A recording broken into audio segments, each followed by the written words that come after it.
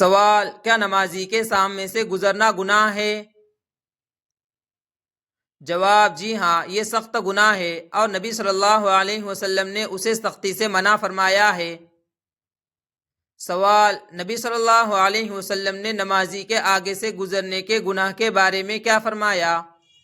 جواب: اگر گزرنے والا جان لیتا کہ اس کا گناہ کتنا ہے تو 40 سال کھڑا رہنا اس کے لیے بہتر ہوتا۔ سوال: کیا یہ گناہ کبیرہ گناہوں میں شمار ہوتا ہے؟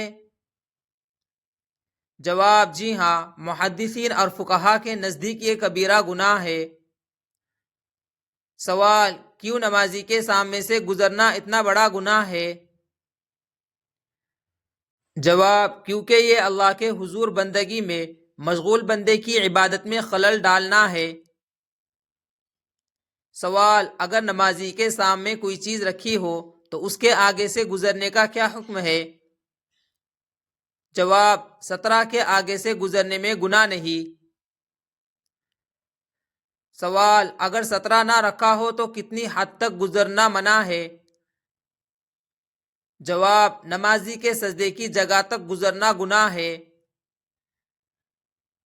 سوال: نبی صلی اللہ علیہ وسلم نے گزرنے والے کو روکنے کا کیا حکم دیا؟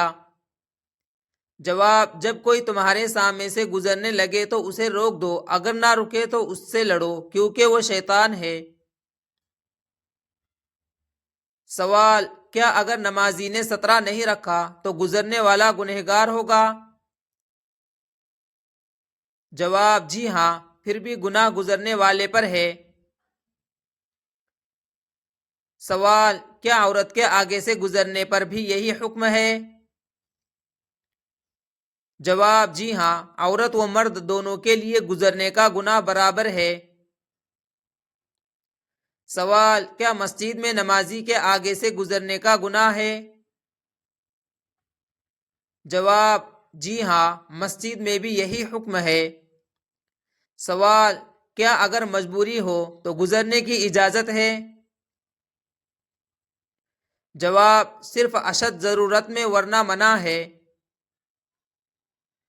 سوال: کیا گزرنے سے نمازی کی نماز ٹوٹ جاتی ہے؟ جواب: نہیں، نماز باطل نہیں ہوتی، مگر گزرنے والا سخت گنہگار ہوتا ہے۔ سوال: گزرنے والے کا گناہ کتنا بڑا ہے؟ جواب: نبی صلی اللہ علیہ وسلم نے فرمایا 40 سال کھڑا رہنا اس سے بہتر ہے کہ نمازی کے آگے سے گزرے۔ سوال: اگر نمازی سو رہا ہو تو کیا اس کے آگے سے گزرنا جائز ہے؟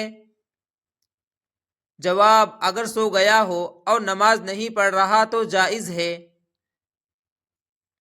سوال: کیا گزرنے والا جہنم کا مستحق ہو سکتا ہے؟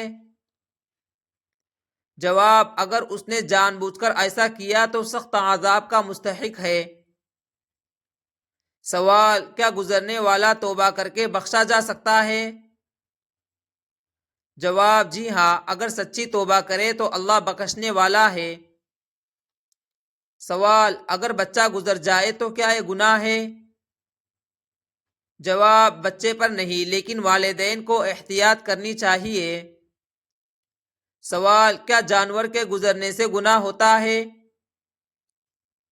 جواب: نہیں، کیونکہ جانور مکلف نہیں۔ سوال: اگر نمازی نے سترہ رکھا اور گزرنے والا اس کے اندر سے گزرا تو؟ جواب: وہ سخت گنہگار ہے۔